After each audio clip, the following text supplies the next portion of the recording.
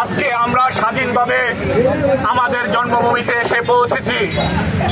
এর আগে আমরা যতবারই এই দেশে এসেছি অনেক লুকোচুরির মাধ্যমে এই দেশে আসতে হয়েছে এবং সার্বক্ষণিক আমাদের আত্মীয় স্বজন এবং আমরা ভয়ভীতির মধ্যে থাকতাম, কখন জানি আওয়ামী লীগ আওয়ামী পুলিশ আমাদেরকে বিভিন্নভাবে হয়রানি করে।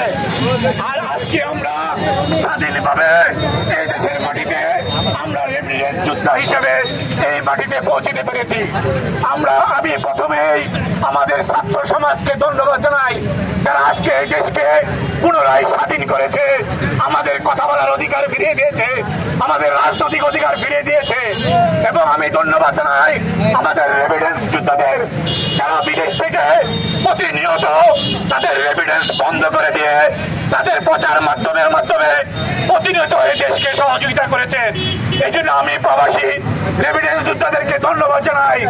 পাশাপাশি আজকে যারা বিভিন্ন আন্দোলন সংগ্রামে শহীদ হয়েছে তাদের আত্মার মাগফিরাত কামনা করছে এবং যারা আমাদের এই নয়নকে বাঞ্ছার মাটিতে বিনা উস্কানিতে হত্যা করেছে তাদের বিচার দাবি করছি। আমাদের অনেক ভাইকে জমিতে কৃষি খেতে বিভিন্ন জায়গায় তাদের রাত্রি যাপন করতে হয়েছিল। এই আওয়ামী বাকশালী শাসন যেভাবে আমাদেরকে বুক চেপে ধরেছিল আমরা তা থেকে আজকে মুক্তি। তবে আমাদের ভুলে যেতে হবে না যেই কারণে তারা আমাদের মুখ চেপে ধরেছিল আমরা যেন পুনরায় ওই ঘটনার পুনরাবৃত্তি না করি। আমরা এখন স্বাধীন হয়েছি, আমরা প্রত্যেকটি নাগরিকের নিরাপত্তা বিধান করতে হবে। যার যার যে অধিকার আছে সমস্ত অধিকার আমরা রক্ষা করব। আমাদের বিএনপি জাতীয়তাবাদী দল এবং আমাদের নেতা জনাব তারেক রহমান এই নির্দেশনাই দিয়েছে প্রত্যেকটি কর্মীকে যে আমাদের দ্বারা যেন কোনো ব্যক্তি যে আওয়ামী লীগ হোক আমাদের বিএনপির হোক আমাদের সাধারণ জনগণ হোক তারা যেন নির্যাতিত না হয়, তারা যেন নিপীড়িত না হয়, প্রত্যেকটি মানুষ যেন তার ন্যায্য অধিকার ফিরে পায়। এই জন্য আমি আমার আহ্বান জানাবো আমার বিএনপির ভাইদেরকে যে আমাদের দ্বারা কোনো ক্ষতি যেন দেশের না হয়। তারেক রহমানের নির্দেশ আমরা পূর্ণাঙ্গভাবে বাস্তবায়ন করব এবং আমাদের চোখের সামনে অনেক লোক আসবে যারা আন্দোলনের সময় 17 বছর আমরা তাদেরকে চোখে দেখি নাই, বিভিন্নভাবে তারা অনেকে পয়সা দিয়েও ঢাকা শহরে নিয়ে যেতে পারি নাই। আমাদের চোখের সামনে এই ঘটনাগুলি ঘটেছে। অতএব সাবধান।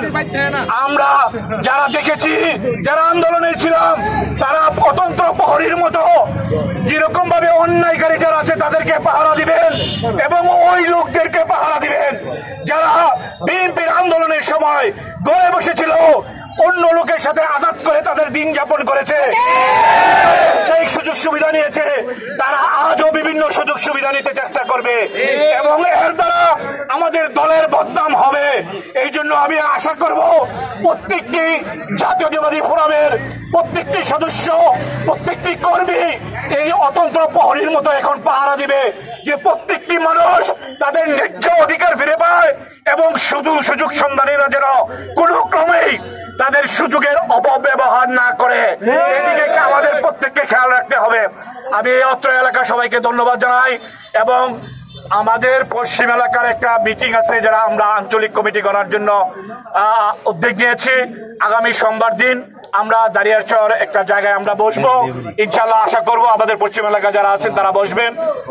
সবাইকে আমন্ত্রণ জানালো এবং আমরা অবশ্যই আপনাদেরকে এসেও দাওয়াত দিব। এখানে আমাদের মুরব্বী ইনশাল্লাহ জহর ভাই অত্র ইউনিয়নের সভাপতি ছিলেন, আমি ওনার কাছ থেকে কিছু কথা শুনবো ইনশাল্লাহ। ধন্যবাদ সবাইকে।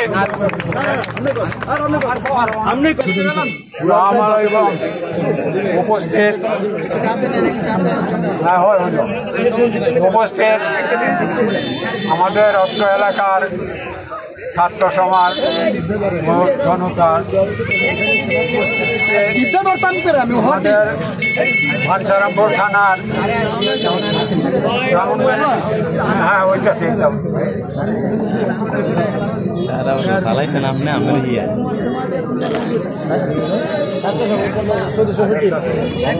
কিছু করবেন না।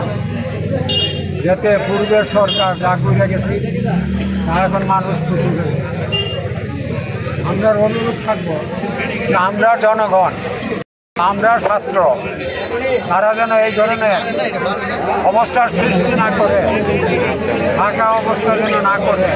কখন কোন অবস্থা হয় বলা যায় না। এখন আমাদের সামনে অনেক পরিকল্পনা, অনেক কিছু আছে, যে কোনো মুহূর্তে যে কোনো হুঁচট খাইতে পারে। তাদের কাছে আমরা সচেতন অবস্থায় চলতে হবে, সবাই সবার দিকে দৃষ্টি রাখতে হবে, যাতে আমাদের মধ্যে থেকেও কেউ এরকম উশৃঙ্খল আচার আচরণ না করতে পারে। আমার আন্তরিক অভিনন্দন।